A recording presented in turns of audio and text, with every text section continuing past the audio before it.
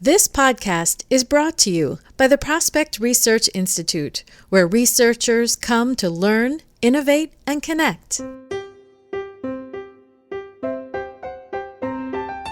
I'm sure as a prospect researcher, you know sometimes where somebody has a very common name and you're struggling to find sort of an in to start researching them, and they're sort of really off the radar. And sometimes it's that one kernel of information that leads you to so many other details about them. And I feel like that to me comes from that challenge, and knowing it, I'm sure it can be done is how I approach skateboarding. And that's kind of how I also approach prospect research. Welcome to Prospect Research Chat Bites, a podcast by and for prospect research professionals. This interview is part of the Career Curious series. I'm Jennifer Filla. Today, I'm talking with Terry Synnott, Associate Director, Prospect Research at University of North Florida. Hello, Terry. Thank you for joining me today on Chat Bites. Thanks so much. Great to be here. A lot of people in the prospect research field started somewhere else, but you probably have the most unusual start I've ever heard of.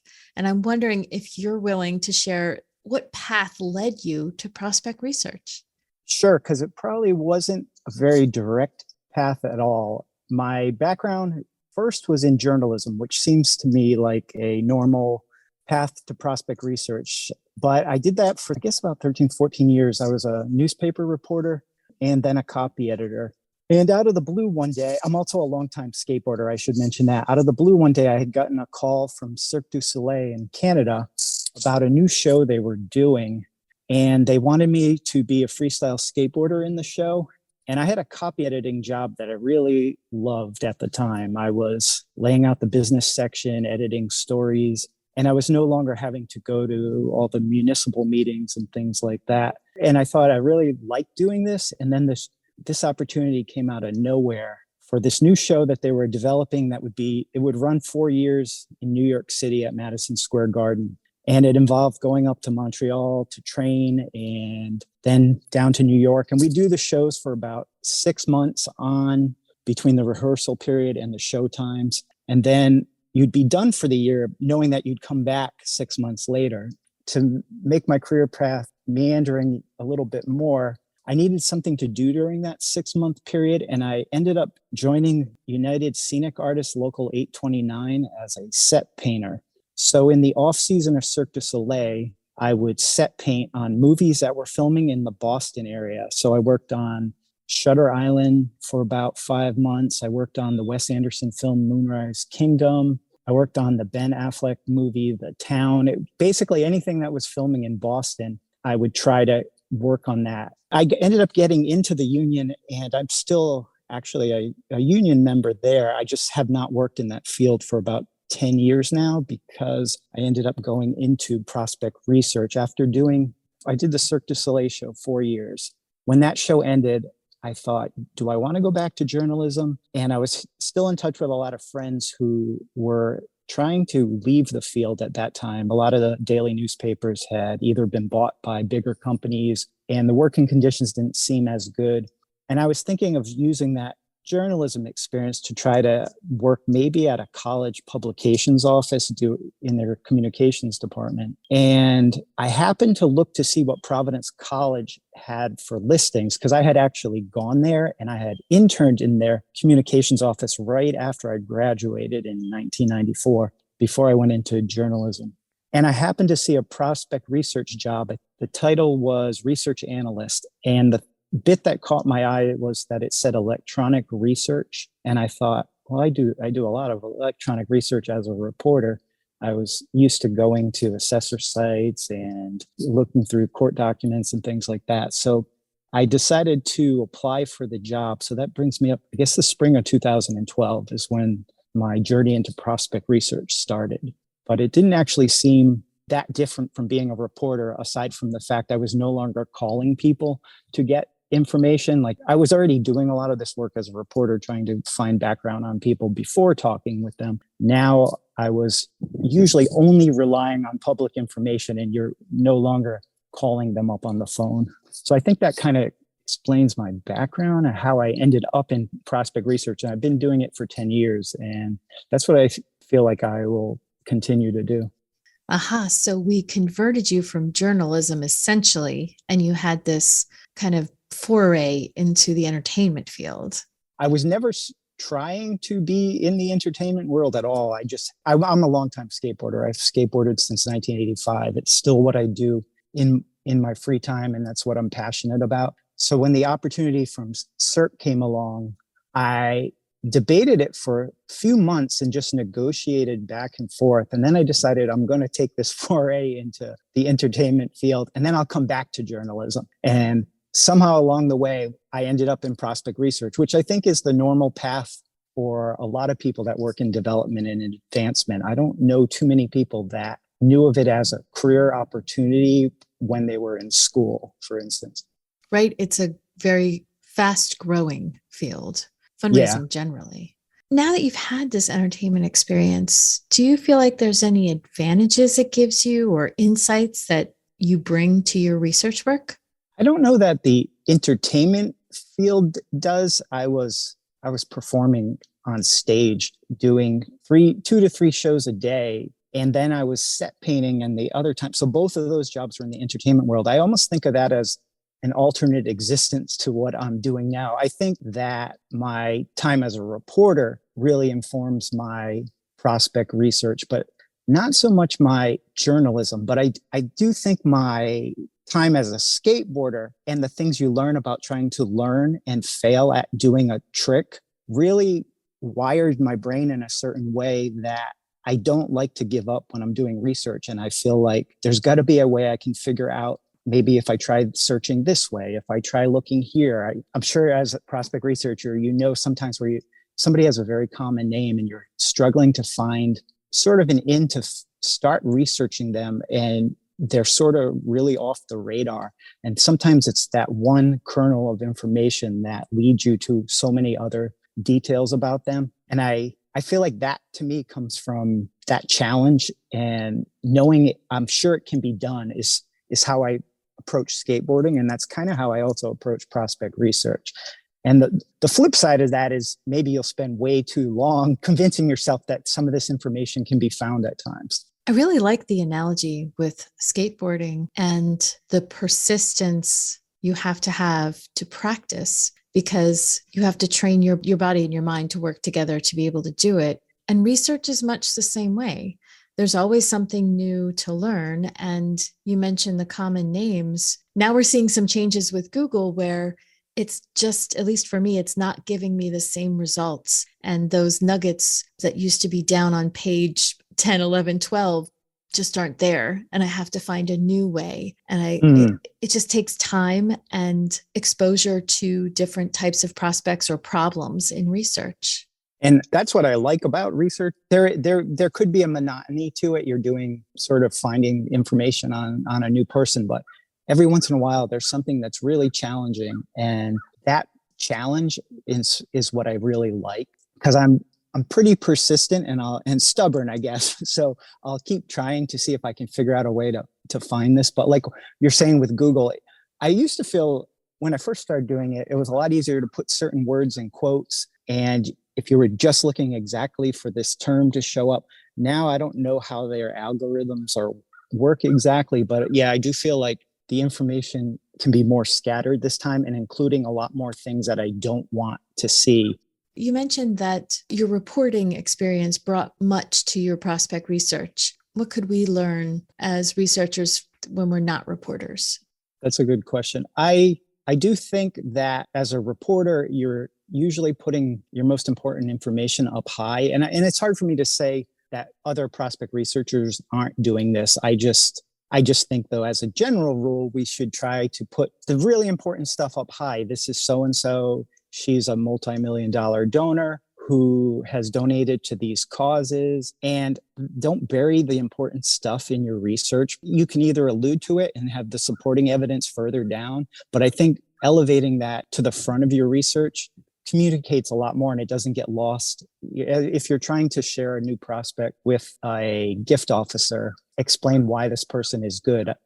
I don't think just telling them they're the VP of something is that essential. But if you say, oh, they're the VP of this in this field, and they've also made significant donations in this area, those are the details that people need to know working in advancement. I couldn't agree more. That's great advice. One other thing, this is a pet peeve of mine, and I don't know if I could expect this of all researchers, but I've worked with different people over time. Sometimes like we'll have people who aren't even researchers. Like I'll try to train people to do some prospect research. And as a reporter, we always wrote in AP style. So there was a consistency in not capitalizing job titles, not just so that your research was consistent and the narrative of the bios were consistent. And I'm surprised sometimes when people do research, I think maybe it's because they're copying and pasting bios from that exist, and that, those have such horrible writing in them sometimes, and style guidelines have gone out the window. And then that's a pet peeve of mine as I work trying to edit somebody's prospect research, if they lack that consistency. And then I sometimes wonder, is this just old Terry as a reporter worrying about these things that nobody's going to worry about? But I do appreciate that consistency in style. It is definitely a polished look to have all the work from your team come out sounding and reading the same. Yeah. It's challenging to do. And not everyone comes into prospect research or leads a team who has been exposed to that. But yeah, I agree with you. Yeah. This is where I have to separate myself as what I did in one life, and sometimes just think like, well, all the details are here and they're in a good order, and that's okay. We've had really great interns at the different jobs that I've had doing prospect research, where sometimes like I've even worked with graduate students and students. I'll spend my time like fixing up some of their writing, but then sometimes with time demands, you can't do that. But that's one thing I like to stick to, is that consistency. Speaking of which, I hear you just hired someone new on your staff. What is that experience like for you? It's been a great experience. So at the University of North Florida, our prospect research and management team is really just 2 people. And so it had been me for a little while, and we hired a new person. He came with a data analytics background, which was really good. Not a research background, but a data analytics background. So it's been fun trying to share what I know. Luckily, he's a really good researcher. So that's been an asset. But just trying to show like some of the tricks and tips that I've come across over the years. Sometimes I'll show him things like, okay, you're looking up this person, Michael Smith, and you're trying to find family information on him. You're not finding a lot of information. I'll say like, we'll use LexisNexis, look at the potential relatives. And I'll say, look for the most say you're trying to find social media on this Michael Smith, and you're just not picking up, you're unable to find that person's social media. Usually I'll say like, look for the most obscure name of their potential relatives, and then try to find that person's social media and connect it back to them. That's like little things like that I do without even thinking now. It's been fun trying to teach somebody some of the little techniques that I've learned over the years. That is fun. We get a lot of people who are older because they've accumulated wealth, but then they don't have much of a digital footprint. That's starting to shift as, of course, we all get older.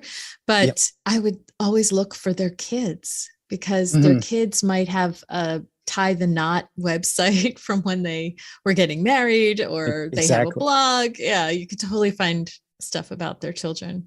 And I'm glad APRA has relaxed some of their guidance on their ethics on social media, because a lot of times if people have their social media public, you can find valuable information, especially when you're trying to figure out what their kids' names are and details about their kids and where they go to school. And a lot of those things might be hard to find if it weren't for social media. You wouldn't be finding those details. So I feel like it helps paint a fuller picture of the person having access to whatever they put out publicly on their social media.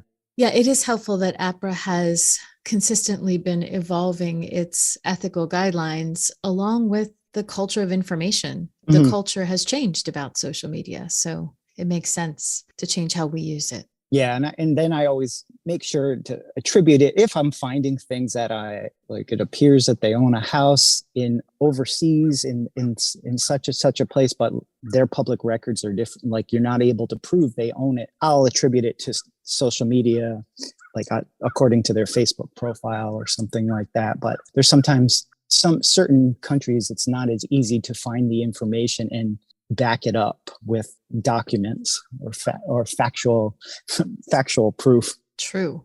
So before I let you go, I'm curious, what do you like the most about being in the prospect research field? I like that every day is a different challenge, and that's what really motivates me the most. I like being able to see if I can find those clues, to piece more and more information about them together, figure out what they're interested in, and paint that picture of them. And I would say I actually like that about most of my other jobs. There was always that element of not surprise, but as a reporter, every day you're going out and you're covering different issues, you're meeting different people, and you're learning about things you know nothing about. And I always thought that was a nice job to have, that it kept you learning things. I feel like prospect research is the same way. I really love researching people who are entrepreneurs and learning about their business, how they started it and things like that. That to me is what makes it a lot of fun. Well, thank you so much for sharing today. I appreciate it. It's been great. Thank you.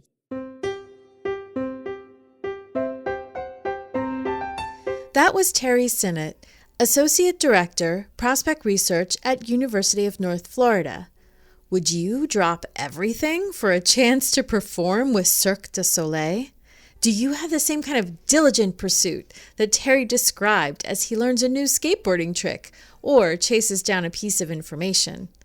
I'm reliably impressed at the variety of career paths that lead to prospect research. I hope you are too. You can find all the Career Curious Chat Bites episodes by searching for or choosing the category #CareerCurious, all one word.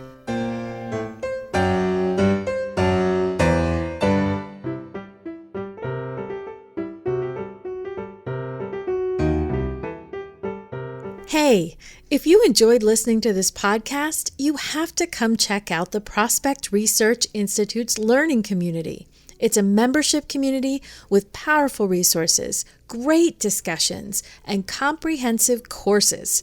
Check it out at member.prospectresearchinstitute.org. I'd love to have you join me as a member of the learning community. See you there.